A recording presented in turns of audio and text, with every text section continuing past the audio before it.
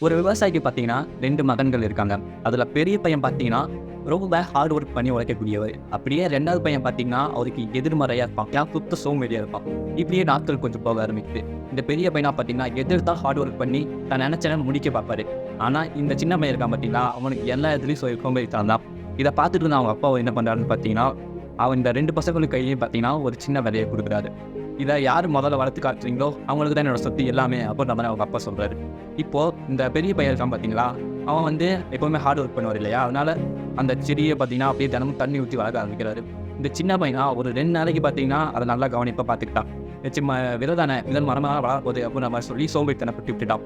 அப்படியே கொஞ்ச நாள் கழிச்சு பார்த்தீங்கன்னா, ஒரே ஒரு மரம் மட்டும் பார்த்தீங்கன்னா, நல்லா செழிப்பா வளர்ந்திருக்கு. அது பார்த்தீங்கன்னா, அந்த பெரிய பையனோட மரம். இந்த சின்ன பையனோட மரம் பார்த்தீங்கன்னா, அது வளரவும் இல்ல, அப்படியே செத்து போயிடுச்சு. அப்பத்திலிருந்து அந்த பையன் நெறைய ஒர்க் பண்றான். அப்படியே பார்த்தீங்கன்னா, ஒரு கட்டத்தில இந்த பெரிய பையனோட இந்த சின்ன பையன் பார்த்தீங்கன்னா, பெரிய பணக்காரன்.